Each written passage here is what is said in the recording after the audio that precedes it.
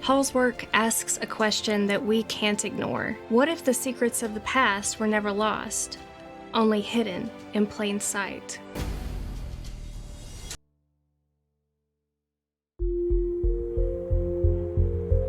In 1875, in a New York parlor thick with pipe smoke and seance whispers, a Russian mystic unveiled a vision of the future unlike anything the modern world had seen. Her name was Helena Blavatsky, and she called her movement Theosophy. Theosophy promised a front-row seat to the occult frameworks of history.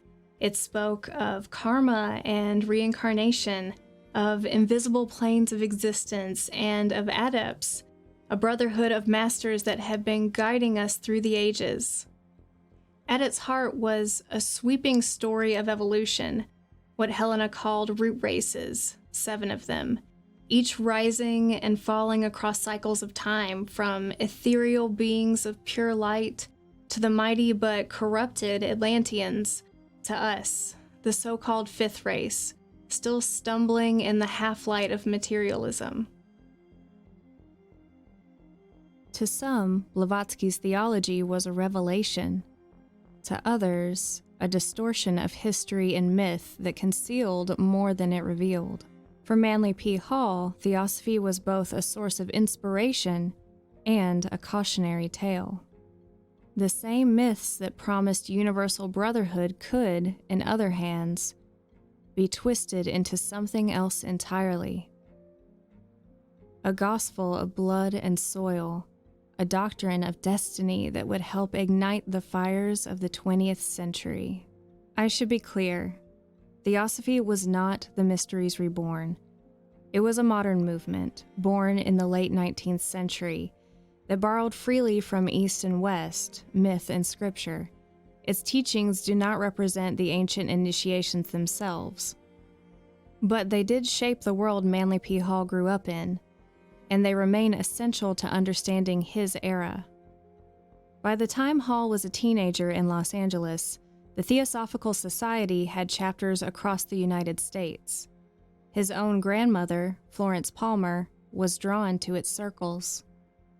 In those years, Hall was surrounded by its books and pamphlets, its talks of karma and reincarnation and the masters of wisdom. For Hall, Theosophy was the doorway.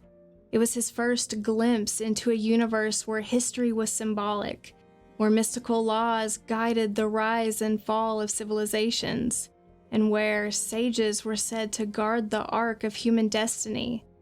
It was the foundation of what he would become. Helena Blavatsky's Theosophy was built on 3 great principles. First, that humanity is one family, bound together by spiritual law. Second, that the world's religions were never meant to be rivals of one another. The symbols that they carry, whether it's the Egyptian scarab or the Buddhist wheel or even the Christian cross, these were all fragments of a single teaching that Hall himself would later call the secret doctrine of all ages. And third, that beyond the world of the senses lies a vast, unseen order of planes, forces, and even intelligences.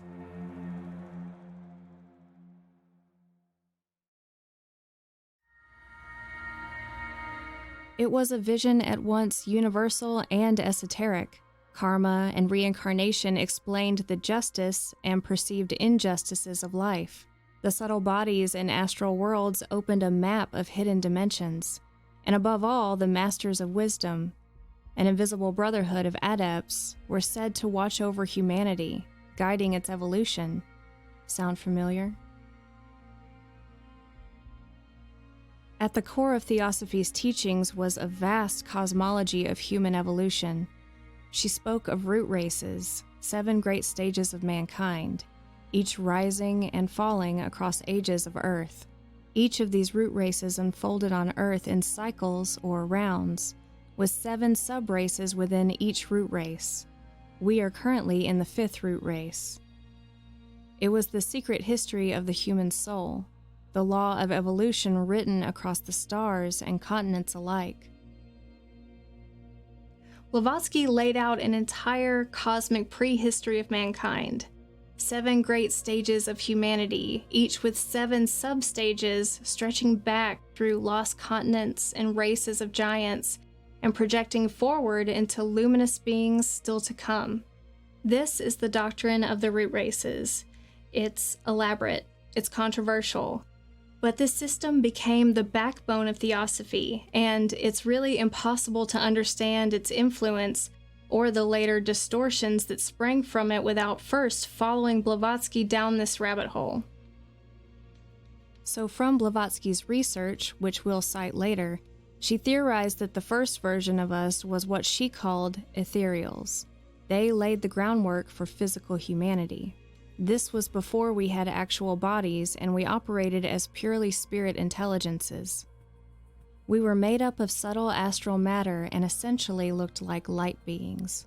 They inhabited physical space around the North Pole, which is why later this race was referred to as the Polarians. The second race was the Hyperboreans. My fellow researchers out there may recognize these from the Thule Society, which we'll touch on in just a bit. The Hyperboreans were half physical, half ethereal. These were giant beings that again inhabited a land called Hyperborea, near the Northern Territories. But the climate there was that of springtime because this was before the shift in the Earth's axis. Blavatsky said the Hyperboreans were sweat-born, which is a way of saying they reproduced by a sort of spiritual osmosis. These semi-etheric giants exuded drops of their own essence, and from these droplets, new beings condensed. It was reproduction by emanation, and over time, the spirit would thicken into matter. The third race was the Lemurians, from Lemuria or Mu. Now we were completely physical, but titanic in size, said to be 15 to 20 feet tall. Lemuria was said to be a vast continent in the Indian and Pacific Oceans. They were originally androgynous, but later sexes separated for the first time, and we finally had the physical representation of the duality of male and female. These beings also developed speech so that we communicate audibly instead of just telepathically. This is the stage where human form became fixed in physicality. This is where the races started to split off. Blavatsky theorized that some Lemurians bred with animals, or what she called lesser humans. I told you this was going to be controversial. The next race was the Atlanteans, who appear and were human, but had advanced psychic powers and technology. They had a very advanced civilization and possessed occult powers like telepathy and telekinesis. As we all know, the story goes that eventually the Atlanteans became corrupt in their morals, giving into ego, turning to black magic and materialism, and that is allegedly what caused their collapse. Blavatsky said that its survivors spread across the world, founding new civilizations in Egypt, the Americas, and India. Blavatsky claimed that we live in the fifth root race, which she called the Aryan. And by that word, she didn't mean Germans, as the Nazis later would, but the broad sweep of humanity since the fall of Atlantis.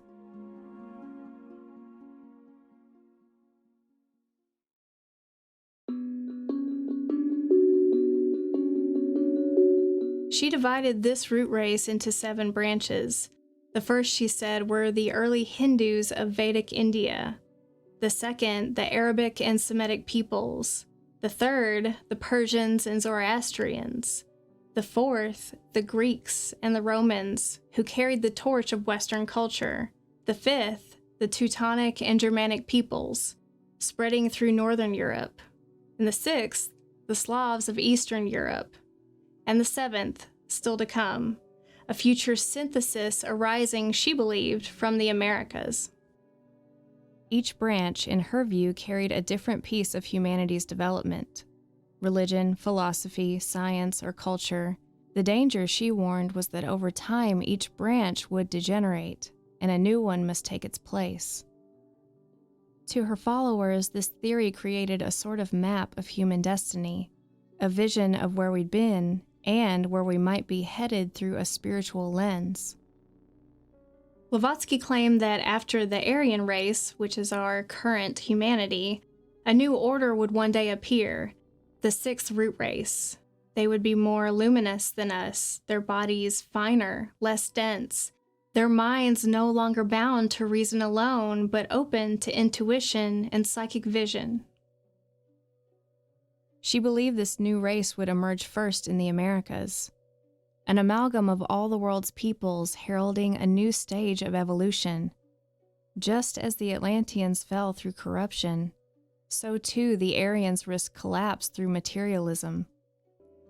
But the sixth race, she said, would turn once more towards spirit, preparing humanity for its final transformation.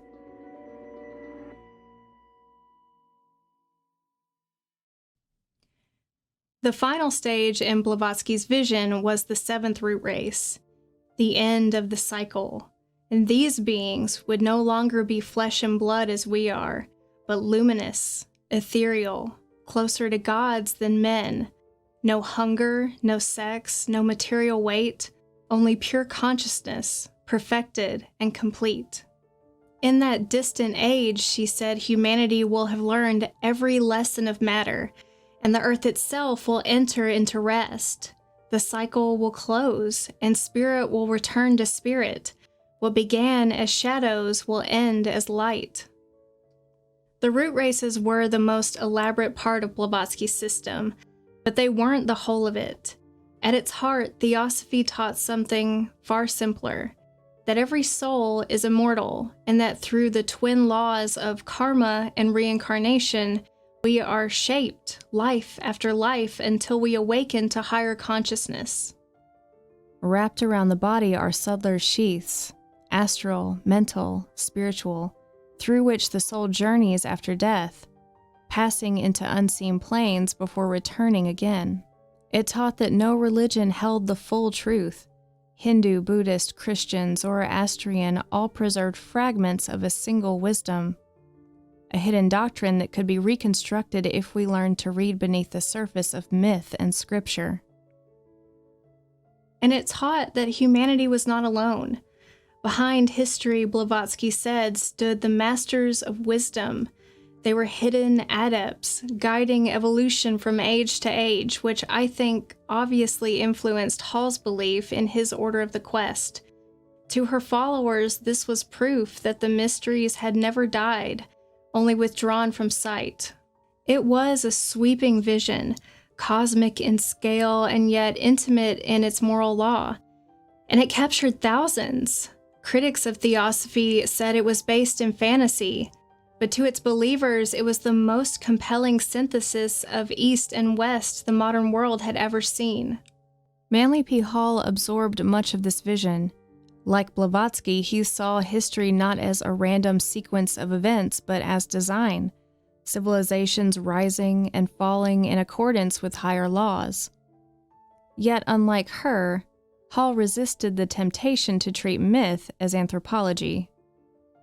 Hall accepted Atlantis as an actual chapter of history, but also as a mirror reflecting the dangers of power without wisdom. Theosophy gave him language, but he sought to turn its myth into allegories of the soul, maps of consciousness, not plans for race or empire. We should pause here, because none of this was actually the ancient mysteries themselves. It was Blavatsky's reconstruction, written in the late 19th century, at a time when Western scholars were just beginning to translate Hindu and Buddhist texts. Theosophy was a modern attempt to stitch together East and West into a single philosophy, and it was a daring thing for anyone to try to do in the 19th century. But Helena Blavatsky didn't have the full picture, and here's why. Blavatsky pulled from Hindu scriptures, Buddhist texts, and Tibetan traditions, and she mixed in Western occult sources, Neoplatonism, Gnosticism, Hermetic writings, even Christian Kabbalah. On top of that, she borrowed heavily from Victorian science and scholarship. Darwin's evolution, new geology, and speculative theories about lost continents like Lemuria and Atlantis. None of this, in and of itself, is a red flag. The problem was in how she combined it. She treated fragments of myth and symbol as literal history. She borrowed scientific terms but twisted them to fit her cosmology. She was cherry-picking ancient truth to confirm her own biases. And much of what she claimed to have learned in Tibet almost certainly came from Western Orientalist books, not first-hand study. Theosophy also had a strong messianic streak. Blavatsky claimed her writings were dictated by hidden masters in Tibet. After her death, Annie Besant and Charles Leadbeater went even further. In 1909, they declared a young Indian boy was the New World teacher, the Messiah of the modern age. They created the Order of the Star in the East, with tens of thousands of members worldwide, preparing for his teaching. But in 1929, the boy shocked the movement by renouncing the role. Theosophy began as a philosophy of universal wisdom, but often slipped into a cult of personality around leaders and supposed saviors. It's one of the main reasons Hall kept his distance. He drew from Theosophy's symbolism, but he rejected its claims to divine messengers and chosen teachers. The long and short of it is Blavatsky was brilliant at synthesis. The system she created was influential, but also deeply flawed. But there was another problem. The very myths that Blavatsky used to speak of unity, Atlantis, Hyperborea, the destiny of the Aryan race, could be read another way. Stripped of their symbolism, they could become a gospel of blood and soil, a vision of racial purity and conquest. And in Europe, on the ruins of a lost war, that's exactly what happened. In Germany, the world that Blavatsky imagined was read in another light. Where she spoke of root races as cosmic evolution, others twisted it into a creed of blood purity. Where she spoke of spiritual cycles, they saw a mandate for conquest. This was Ariosophy, the so-called wisdom of the Aryans, a new occult movement that twisted Theosophy into a doctrine of racial purity. Its key figures were George Lanz von Liebenfels, a defrocked monk who preached that white Europeans were descended from godlike extraterrestrials, and Rudolf von Zibotendorf, a Freemason, mystic, and intelligence agent who founded the Thule Society in Munich. Ariosophy borrowed from Theosophy's myths, like Atlantis, Hyperborea, the Aryan destiny, but it narrowed them into a nationalist creed. Where Blavatsky spoke of universal brotherhood, Ariosophy exalted specifically German blood. It was the marriage of esoteric fantasy with the folkish drive to forge a new German identity. To them, Hyperborea and Atlantis were not allegories but ancestral homelands. The Aryan was not all of humanity since Atlantis, but one chosen people, destined to rule, and the task was not spiritual growth, but purification. And I have to add here, there really was a people known as the Aryans, and they didn't look like the Malfoys from Harry Potter. They originated in the Indo-Iranian region around 2000 to 1500 BCE. The very name comes from the Sanskrit word Arya, meaning noble or royal. For some reason, Victorian scholars got obsessed with the word. They stretched it from meaning a very specific Indo-Iranian people to describing the entire Indo-European language family. And from there, it just snowballed into all sorts of wild theories. And Theosophy, followed by Ariosophy, they just ran with it.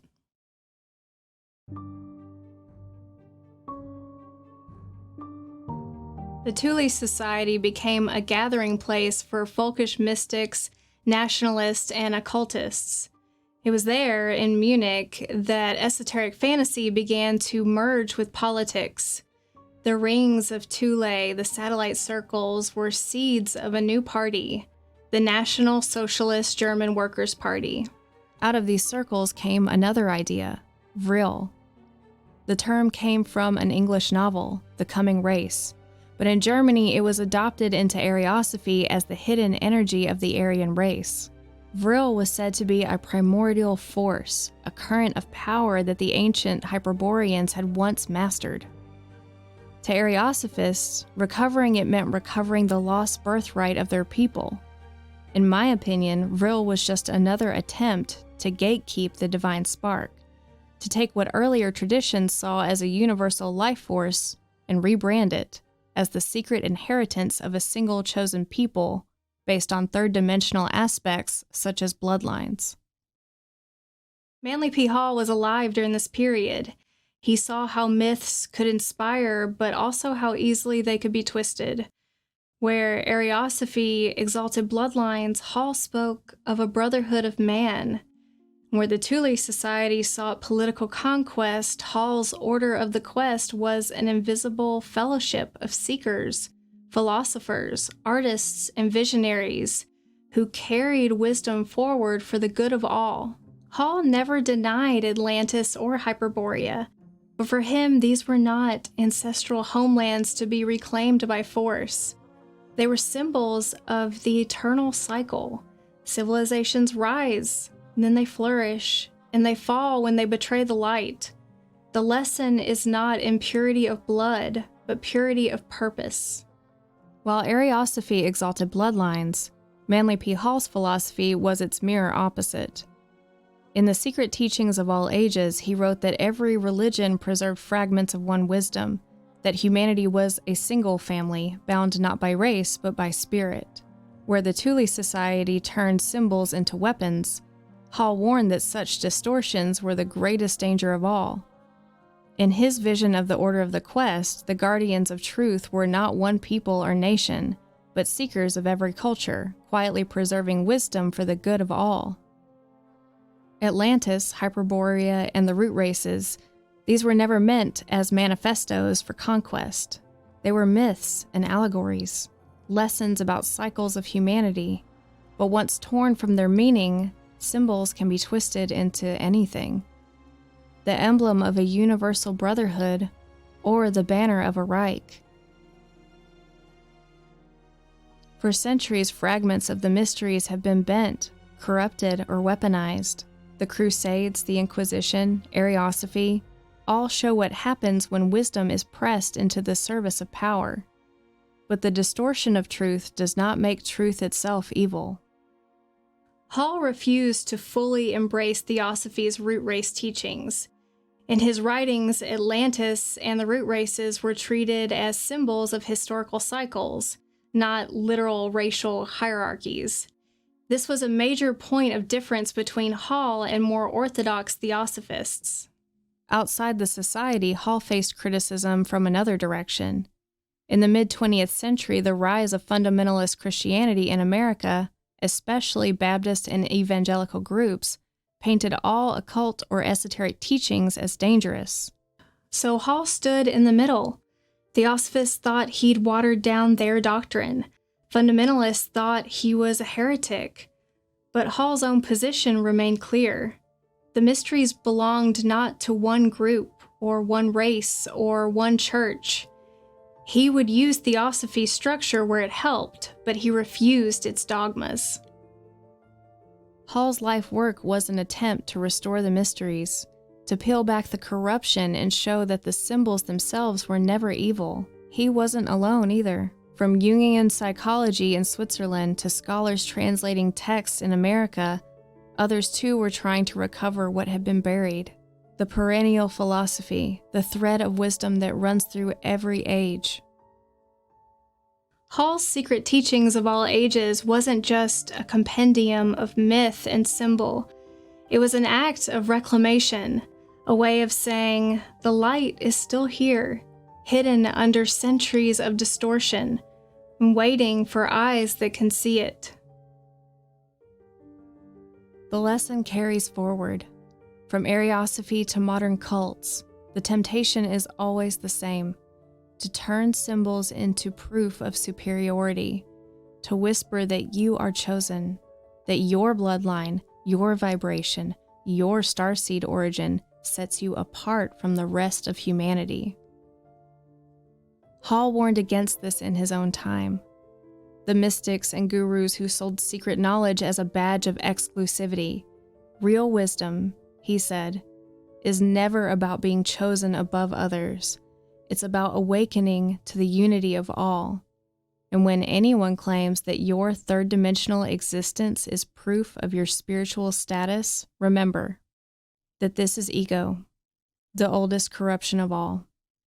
The mysteries were not given to divide, but to unite. Next time on Hall of Mysteries, behind familiar verses lie secrets most churches won't mention. Hall saw the Bible as a manual of initiation and a warning about invisible forces feeding on human energy. From Eden to Revelation, Hall read Scripture as allegory, but not history.